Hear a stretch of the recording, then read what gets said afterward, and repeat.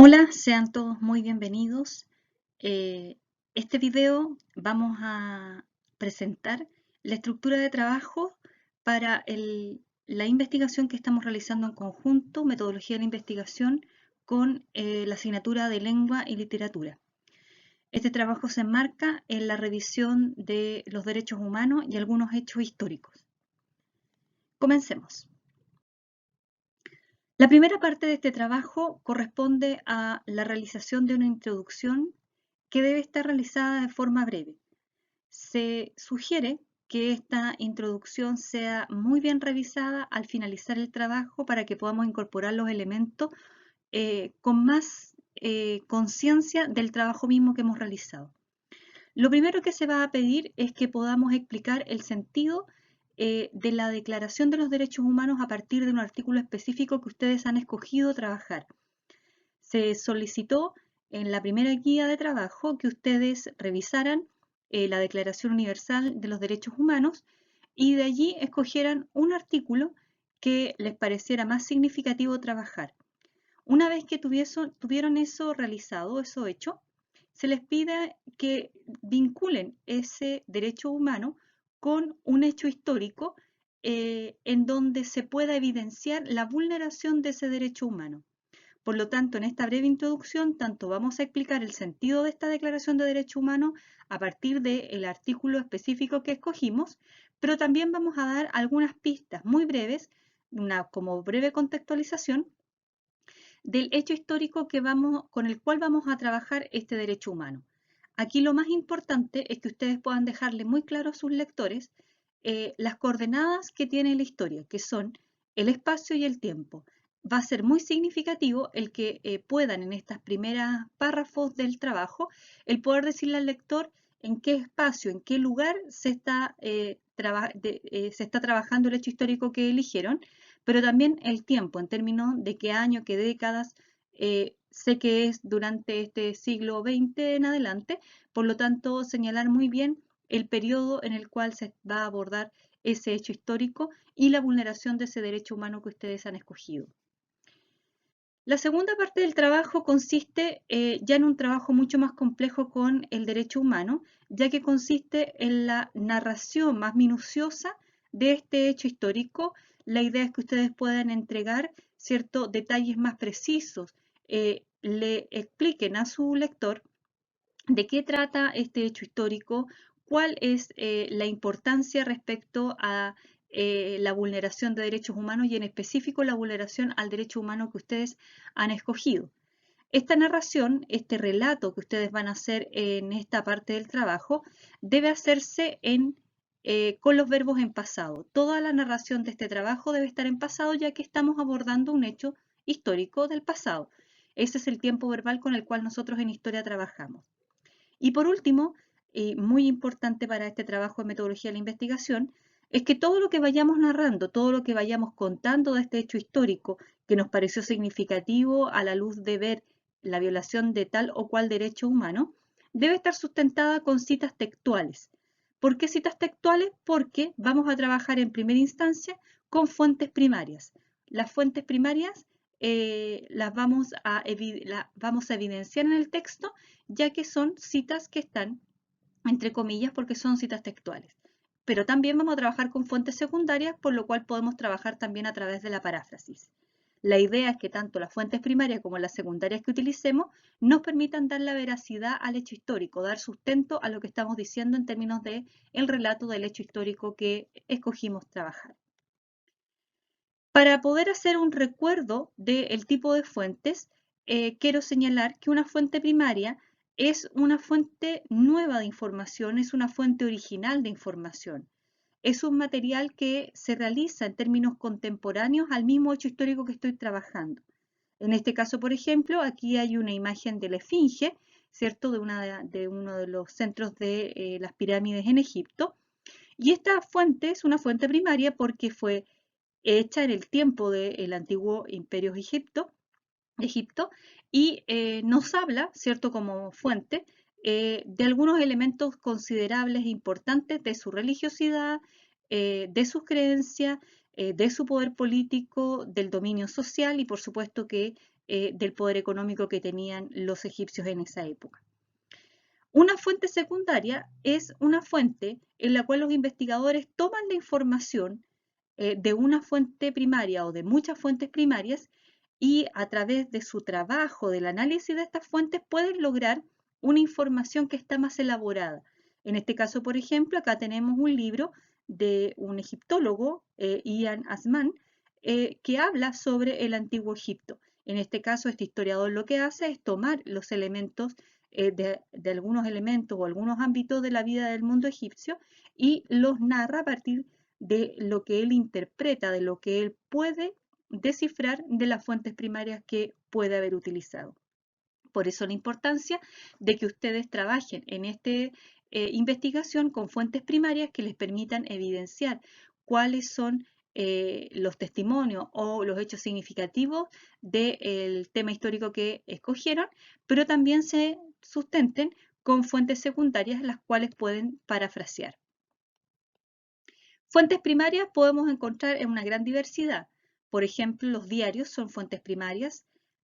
Los diarios en el sentido de que lo que está escrito en ellos en el periodo, por ejemplo, que vamos a utilizar, puede ser una fuente significativa. Hay que saber bien trabajarla en todo caso y citarla, porque debe quedar evidencia en formato APA de la fuente que estamos trabajando.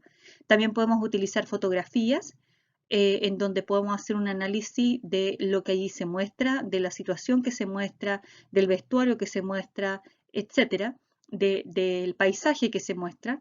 Discursos, que son ya fuentes escritas más confiables en términos de que hay una autoría clara. Hay que tener cuidado con que sean discursos que sean contemporáneos, o sea, de la misma época del hecho histórico que estemos trabajando. Lo mismo que entrevistas, que cartas que sean tanto cartas tradicionales o electrónicas en el sentido de que puedan ser de un hecho histórico mucho más reciente. También se puede trabajar con tesis, que son fuentes primarias, porque es la creación con nuevo conocimiento. También lo es las investigaciones. Un cúmulo de trabajos creativos que puede ser autobiografías, canciones o novelas, que también pueden ser utilizadas como fuentes primarias, ya que pueden ser escritas, hechas en la misma época del hecho histórico y narrar desde una perspectiva más creativa, más artística, lo que está sucediendo allí. Recuerdo que hay uno de los trabajos que se ha propuesto en esta asignatura que utiliza una biografía, autobiografía y extrae de allí testimonios que son bastante significativos de la época. Artefactos que podemos hablar allí de pinturas, de esculturas, de material arqueológico, como lo veíamos en nuestra esfinge egipcia. Y certificados o diplomas, todo tipo de documentación que nos pueda permitir evidenciar qué es lo que sucedía, qué es lo que nos está diciendo esos documentos, esos recursos, esas fuentes de la época en la que estamos trabajando. También recordar lo que son las fuentes secundarias, por ejemplo, los libros de texto, todo tipo de libros especializados pueden ser fuentes secundarias, en donde los investigadores lo que hacen es tomar fuentes primarias, hacer el análisis y elaborar sus propias interpretaciones respecto a aquellas. Los resúmenes, las enciclopedias, los diccionarios, las biografías, comentarios, reseñas, críticas literarias, enciclopedias, son todo herramientas que se pueden utilizar como fuentes secundarias. Estas fuentes secundarias siempre nos van a permitir el poder incorporar elementos de interpretación a nuestras fuentes primarias y son significativas para poder trabajar en esta investigación.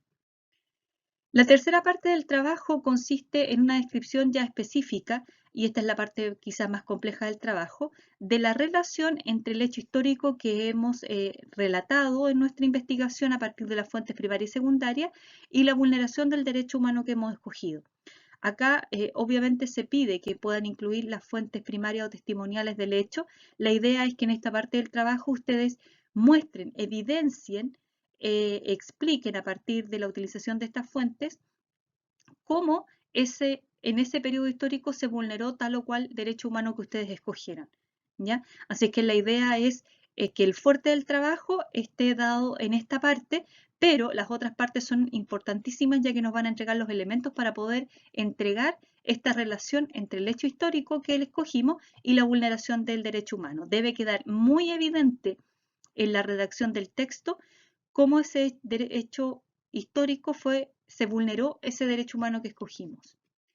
Y como última parte del trabajo, la idea es que a modo de una reflexión final, ustedes puedan considerar las consecuencias que produjo este hecho histórico y obviamente a partir de esa vulneración de ese derecho humano en ese hecho histórico, ¿qué es lo que hemos aprendido? Si hemos incorporado algunas reglas, leyes o comportamientos que actualmente nos permiten evitar vulnerar ese derecho humano. Esperamos siempre que en historia no volvamos a repetir eh, los errores que hemos cometido y por lo tanto la historia nos sirve también como una fuente de poder cambiar nuestras conductas, cambiar nuestros comportamientos, nuestra cultura para poder potenciar el bienestar de todos y no así la vulneración de los derechos humanos. Y como último elemento, lo importante es que puedan considerar en la investigación una vez terminada una portada en donde puedan señalar con precisión el título que engloba. El titular algo es una habilidad compleja porque es sintetizar. Para poder hacer el título no es llegar y hacerlo, es tener absoluta claridad de qué elementos, qué es lo que realmente está explicitado, qué es lo que se quiso comunicar en el trabajo de investigación.